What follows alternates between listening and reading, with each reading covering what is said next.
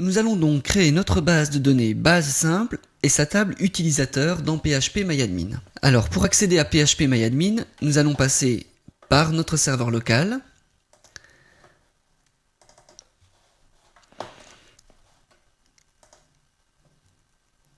Par ce menu, nous accédons à Administration. Puis, sur cette page, nous cliquons sur Administrer MySQL avec PHP-MyAdmin. Et nous accédons donc à l'interface de PHP-MyAdmin, qui est donc une interface PHP permettant donc de gérer nos bases de données MySQL. Vous pourrez le constater, j'ai déjà une série de bases de données que je gère pour des projets personnels ici à gauche, et vous en aurez de même lorsque vous aurez créé vos propres bases de données. Nous allons créer donc notre première base de données, ici grâce à ce champ, créer une base de données. Donc ici je vais rentrer le nom de la base que je veux créer, base underscore simple, et je valide.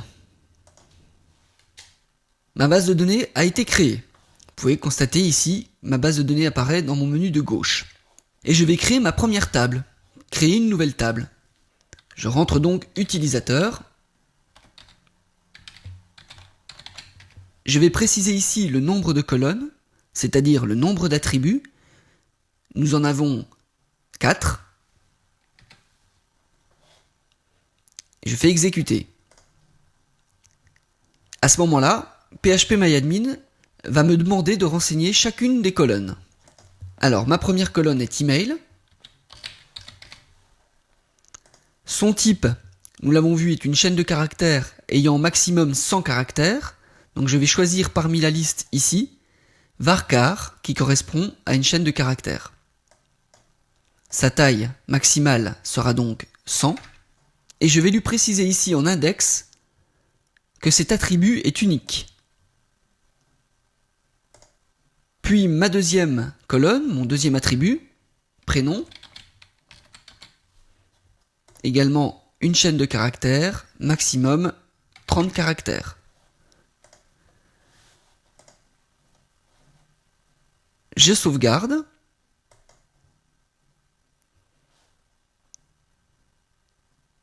Et je vais rajouter mes deux attributs manquants. Je vais demander d'ajouter 2 colonnes en fin de table.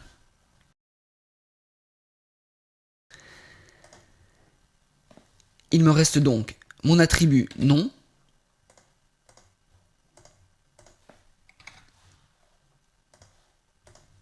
et mon attribut année de naissance.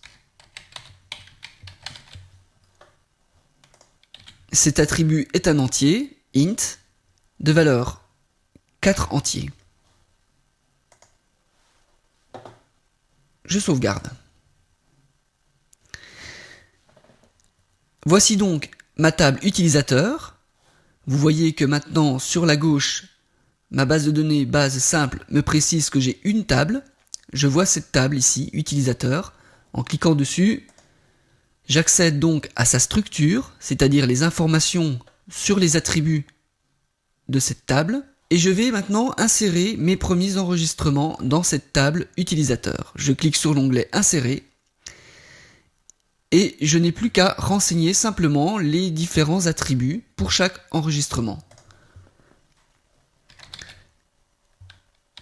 Alors je vais en remplir un. Et vous pourrez faire les autres.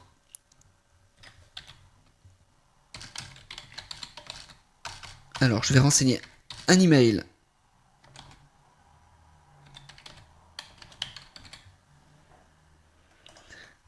Un prénom. Un nom et une année de naissance. J'exécute. Voilà, mon enregistrement s'est bien passé. Vous constaterez également que nous avons ici l'instruction SQL qui permet de réaliser cette insertion. Nous y reviendrons.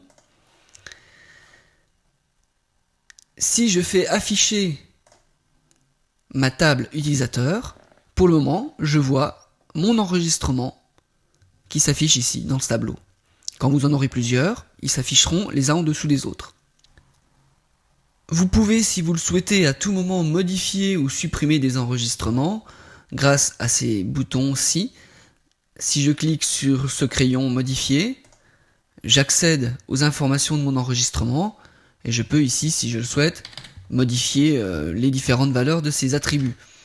Je vous laisse insérer d'autres enregistrements qui nous permettront d'avoir une table un peu plus conséquente pour la suite de notre exercice.